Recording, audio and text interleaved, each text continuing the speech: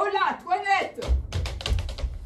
Madame? Pourquoi donc est-ce que vous mettez mon mari en colère? Ah bah moi je sais pas ce que vous voulez dire, hein. Je ne songe qu'à complaire à monsieur en toutes choses.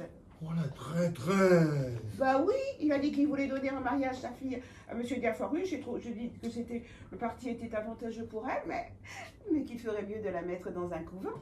Il n'y a pas grand mal à cela. Et je trouve qu'elle a raison. Comment vous la croyez? C'est une scélérat maudissante insolente! Eh bien là, je vous crois, mon ami. Remettez-vous. Écoutez, Toinette, si vous fâchez jamais mon mari, je vous mettrai dehors. Ça, donnez-moi sa couverture et des oreillers que je l'accommode dans son fauteuil. Vous voilà, je ne sais comment. Enfoncez bien votre bonnet jusque sur vos oreilles. Il n'y a rien qui n'enrhume tant que de prendre l'air par là, là. Apaisez-vous, mon petit ami. Oh, mamie, vous êtes toute ma consolation. Pauvre petit-fils. Pour tâcher de reconnaître l'amour que vous me portez, je veux mon cœur, comme je vous ai dit, faire mon testament. Oh, ne me parlez point de cela, je vous prie. Je ne saurais souffrir cette pensée. Et le seul mot de testament me fait tressaillir de douleur. Je vous avais dit de parler pour cela à votre notaire. Le voilà là-dedans que j'ai amené avec moi. Faites-le venir, mamie. Hélas, mon ami, quand on aime bien Marie, on n'est guère en état de songer à tout cela. Approchez, monsieur de Montlefoy, approchez.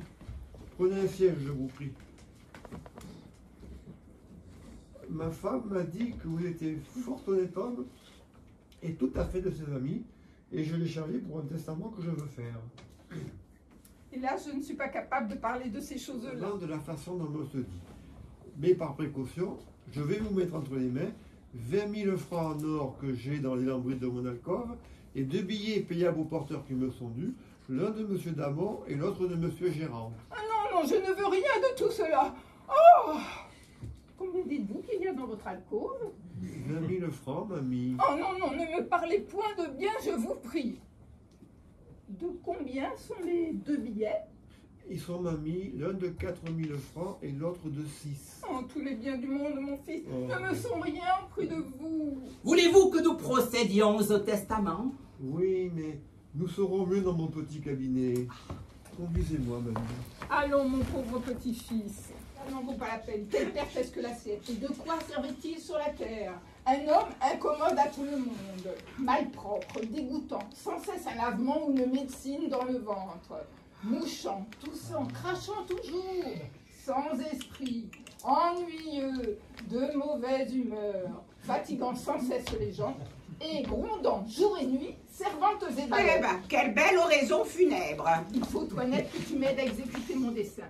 Et tu peux croire qu'en me servant, ta récompense est sûre. Puisque par un bonheur, personne n'est encore averti de la chose. Portons-le dans son lit et tenons cette mort cachée jusqu'à ce que j'ai fait mon affaire. Il y a des papiers et il y a de l'argent dont je veux me saisir. Et il n'est pas juste que j'ai passé sans fruit auprès de lui mes plus belles années. Allons, viens, Toinette. Mais prenons auparavant toutes ces clés. Doucement!